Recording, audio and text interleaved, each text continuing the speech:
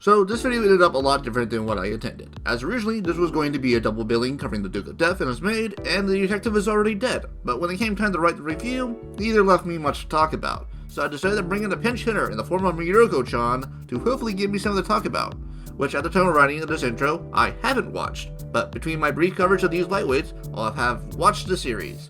First up is the Duke of Death and his maid, a series about Mieruko-chan, the titular Duke of Death. A young duke curses a young child to kill anything he touches, sent away by his family to live in one of their villas until he either breaks the curse or dies. The only thing in this villa to distract the duke from his existential dread is his maid, Alice, a childhood friend who has feelings for him, which he would reciprocate if he could. But Alice won't let his affliction stop her from letting him know her feelings for him, because nothing is hotter than the constant fear of death, am I right?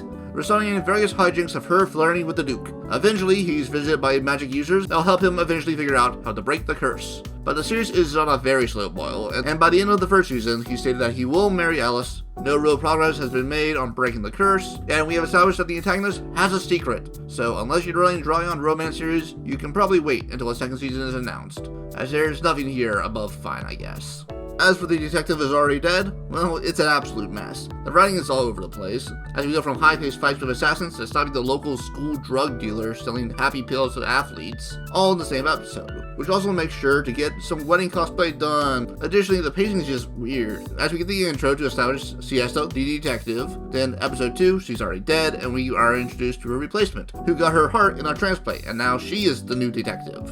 They do their first standard arc, and we're now cutting away to a 5-episode long flashback showing how Siesta quote-unquote died, which is only loosely associated with the following arc, but I feel like there had to be a more natural way to approach this, such as like, I don't know, modern events forcing the former sidekick to remember what happened, for example. Also, you need to cut out some of the fluff, as we're swapping between two casts, and yes, we need to establish that the detective is important, as well as the setup for the big bad, but you also need to establish the modern cast and their whole deal. The backstory is important, but you can't sacrifice your main plot for it. Additionally, the series feels to me that it would have been much better if they just fully embraced how stupid it is, like go full on House of the Dead, and camp it up.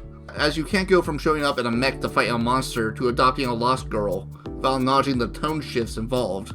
But this is a hard miss for me, and it's an easy contender for the bottom of the year. Now, for the main event. Did Mieruko-chan finally give me something to talk about? Yes it did. Mieruko-chan is about Miko Yusuya, a high school girl who can now see ghosts, a fact she is not happy about, especially given their horrific visuals and design, which, by the way, a big strength for the show, as several designs are rather unnerving and create several moments of horror for our protagonist. But Mieruko-chan is able to take these unending horrors and get some solid comedy out of it, as ghosts will ask whether Miko can see them. So given she doesn't know how they'll react or how dangerous they are, she just fools on, just no-sells them, creating tension as we get further into the series, and we get the feeling that we are approaching that shoe drop moment, as well as comedy as she finds ways to weasel out of letting them know she can see them, and a humorous mix of stoicism and full-on breaking yourself.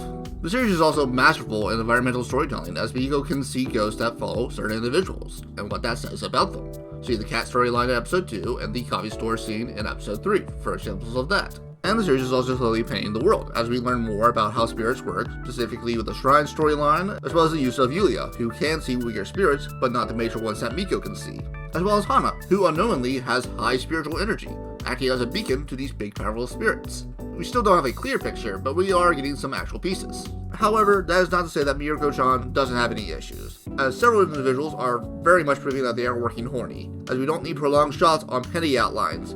I'm not assigning blame yet, but someone needs to take a step to the restroom before they start working. Also, just in case anyone wants to ding me for being inconsistent with my complaints on fan service, as assuming nothing bad happens, I will be recommending my dress-up darling, who has a lot of fan service. So how can I be hitting shows like this with infractions? Well, I see it from the lens of intent.